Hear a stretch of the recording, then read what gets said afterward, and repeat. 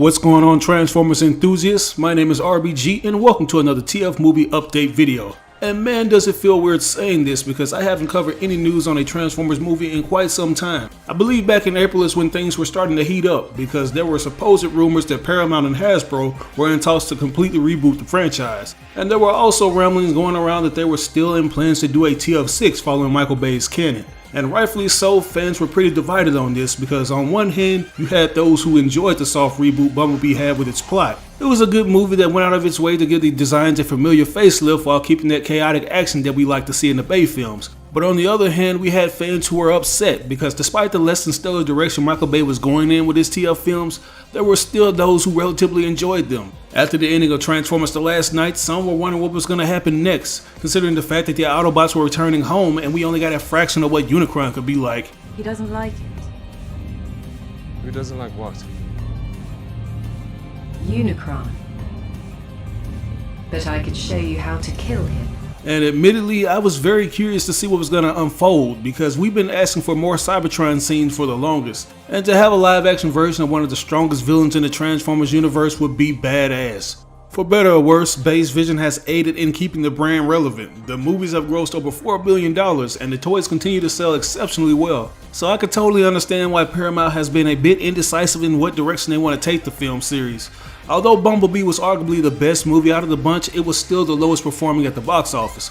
Like, it only made $468 million on a $135 million budget, so it made somewhat of a profit, but it didn't perform like the earlier films did. And I'm guessing since those earlier entries left a bad taste in the viewers' mouths, they didn't feel like risking going through the same thing with Bumblebee. This was essentially the case with TF5, like critics and moviegoers had enough, so I wouldn't be surprised if this same mentality affected Bumblebee's performance at the box office. And it's completely understandable if Paramount wanted to find a way to bring something new to the table while continuing that same story, because that's basically what they did with Bumblebee. They would redo some of the story elements and redo the core design while keeping the Bay story intact. And for the most part, it turned out pretty good, but we weren't sure if we would even get a sequel. Well, it looks like we may have gotten an answer to our question, because apparently we're getting a follow-up movie, and it even looks like we're going to have more additions added to the robot roster. Now, the site that's putting this out is called boundinginthecomics.com, and they're pretty reputable when it comes to these type of things. But the part that's a little iffy about this article is the fact that the source comes from a 4chan leak. And as we all know, 4chan isn't the most trustworthy place to go in terms of news. But I can vouch that everything I've covered from 4chan have ultimately come to life in one form or another, so yeah. But anyways, it basically says that this new movie's title will be very similar to Wonder Woman 1984. It'll be called Transformers 1990. It goes on to say that it will be a sequel to Bumblebee with both Haley Steinfeld and John Cena reprising their roles, and Frank Welker will also return to give voice to Megatron. It details that Megatron will be the main villain of the film. Along with Megatron being featured in the film, it also details that Optimus Prime, Bumblebee, RC, and Starscream will be spotlighted. The film will also feature the return of Cybertron. Man, if this is true, then it's awesome news because this is basically Transformers delving more into its roots. Like, despite the film still featuring humans, we're still getting more scenes on Cybertron, which is freaking epic. I honestly couldn't get enough of those scenes because they were the best part about Bumblebee, and they were 100 times better than the dark metal foil paper moments we saw in the Bayformers films. Like, there was just so much epicness to take in, from that awesome G1 look to all the characters who didn't really get that much screen time. It was enough to leave us wanting more. Like, the War on Cybertron arc has become a fan favorite, and the fans really want to see a full-fledged film specifically dedicated to it, and hopefully we do get that one day. But it's looking like they're going to continue teasing us with these moments, and I don't really mind that, because I can imagine that the budget will be insane if this movie is strictly based on Cybertron. And I can let it slide if we're going to be getting more of the secondary characters with their G1 looks and personalities intact. That's one of the only things I hated about the first film. They give us these badass looking redesigns, but it's so brief. Not to mention that there was no Megatron. Like, where the hell was the Decepticon High Lord when all of this shit was taking place? If Shatter and Dropkick was allowed in the Sector 7 base, then I'd imagine they would have saw him encased in ice. Especially if the film was a supposed sequel to Transformers 07. If Paramount is going to keep up this prequel narrative, it's going to be interesting seeing what they do with Megatron in TF 1990. There's obviously going to be some things that totally contradict what was established with the Bay films. Like, if he somehow comes out of the ice in 1990, then it's definitely going to ruin the pre-established timeline, because he wouldn't escape until 2007. But on the other hand, we could possibly see him make an appearance through flashbacks, which is what we originally wanted in Bumblebee.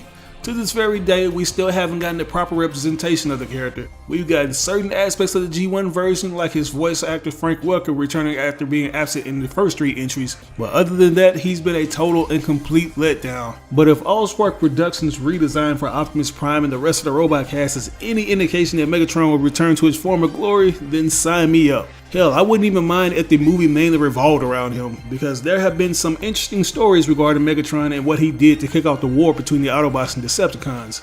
Like, there's this awesome story from the IDW G1 comics that I definitely recommend you read. I also did an origin story video on it, so check it out if you haven't already. But anyways, the article goes on to say that the film will be directed by Joseph Kosinski and produced by Travis Knight and Michael Bay. They do note that the film will not be tied into the previous Michael Bay Transformers films. So I guess I spoke too soon regarding if this will tie into the Bay films or not. This pretty much confirms that it'll be a full-on reboot from here on out, so that's a huge plus for those who want the films to continue without being restricted to the old TF canon. I'm a bit torn on the new guy who's rumored to be replacing Travis Knight though. I can't help but feel like Travis was forced to alter a lot of his story because the producers wanted his film to fall in line with the previous ones. Like, you hear rumors about how he wanted Megatron to be in the movie and how Blitzwing was originally intended to actually be Starscream, but he had to change it because Starscream first appeared on Earth in 2007. I'm going to break a few hearts here today. It is not Starscream.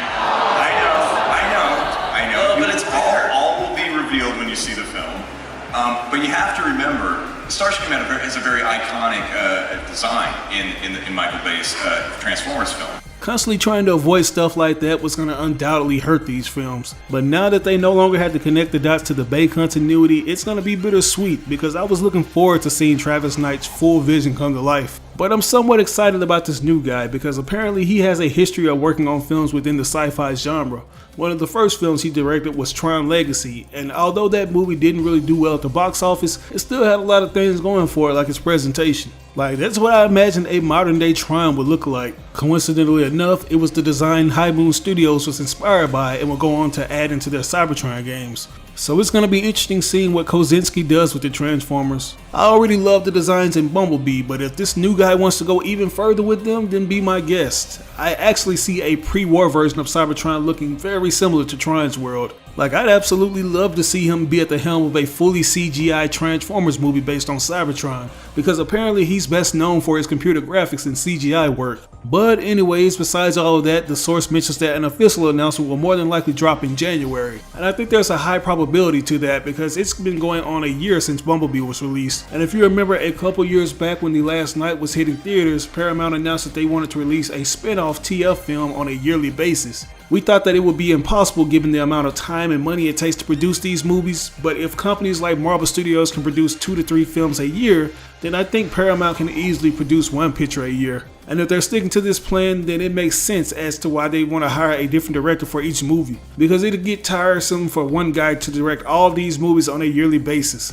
Like, Travis Knight has already stated that he wanted to sort of branch out and make other movies, so he most likely won't have time to direct the next TF film. But he has enough time to consult with the new director as a producer. I think this is the best way to keep things rolling, and Paramount really wants to have their own version of the MCU, where we get this expanded TF universe that spans from different spin-offs that lead into something major down the road. I'm hoping that we get those solo films for individual characters, because there were a lot of rumors floating around that we'd get an Optimus Prime film similar to Bumblebee. They were probably going to name it something like Optimus Prime Origins of Orion Pax or something along those lines. But I think I've pretty much given all my thoughts on this. What do you guys think? Do you think the 4chan rumors are legit? And do you think Paramount is moving forward with their expanded Transformers universe? Let me know down in the comments below. As always, I ask you like or dislike the video. It doesn't have to be a thumbs up, it can be a thumbs down. Any feedback is good feedback and will only help me improve on my channel. But if you really enjoyed the video, I'd appreciate it if you shared it on social media outlets with all your friends and followers. Sharing really makes a difference. But this is your boy RBG signing out on another video. I will catch you guys later. Peace out.